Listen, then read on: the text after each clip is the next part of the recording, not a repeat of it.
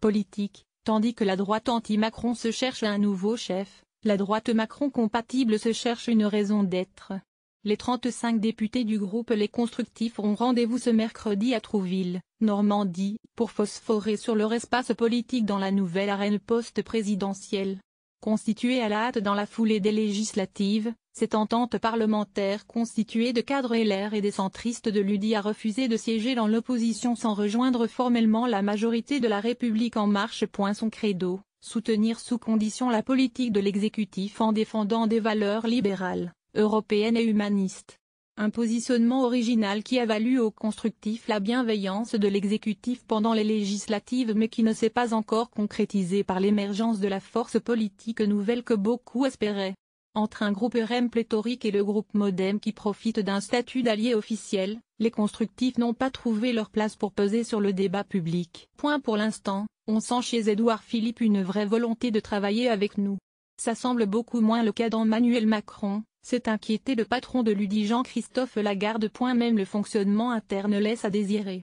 L'hypothèse d'un ralliement à La République En Marche formulée par Thierry Solère a fait bondir les centristes de l'UDI, qui n'avaient déjà guère apprécié ces manœuvres pour chipper la question au nez et à la barbe des Républicains. C'est un fait, centristes et ex-UMP, qui se connaissaient peu avant la victoire d'Emmanuel Macron, doivent encore apprendre à travailler ensemble. Tout le monde n'a pas le même parcours mais il faut que tous se rendent compte qu'ils ont les mêmes valeurs, s'est fixé comme objectif le président de l'UDI et député de Seine-Saint-Denis Jean-Christophe Lagarde, cité par l'opinion. C'est en partie la fonction du séminaire de Trouville.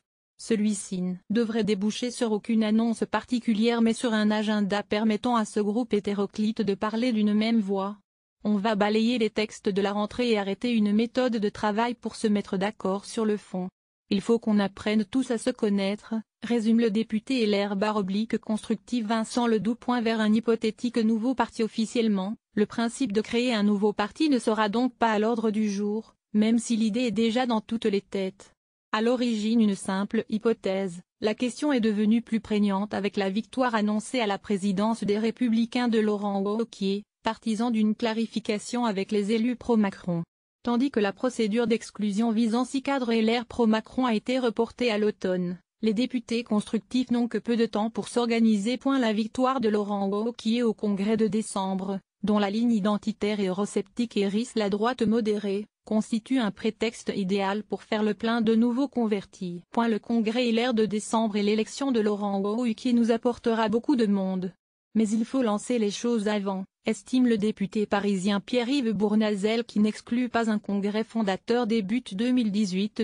Face à l'évolution prise par LR taxé de petit parti franco-français qui fait des clins d'œil de plus en plus forts au Front National, Thierry Solère appelle ses amis à se fédérer pour occuper un espace politique considérable.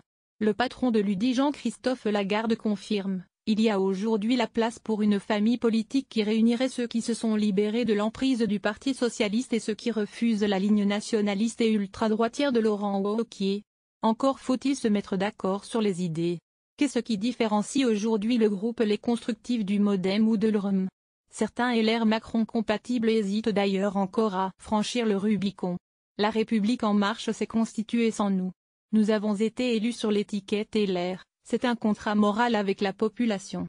Il faut nous laisser du temps, temporise Vincent Ledoux. Le successeur de Gérald Darmanin dans la 10e circonscription du Nord use d'une subtile métaphore culinaire pour appeler ses amis à privilégier le fond. Dans la cuisine politicienne, il y a le choix de l'électroménager et ce qu'on met dans le menu.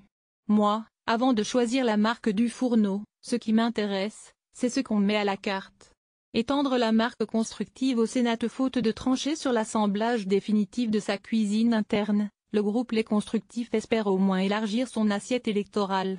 Après l'Assemblée nationale, la droite Macron compatible entend fédérer les collectivités territoriales qui se reconnaissent dans l'action de l'exécutif.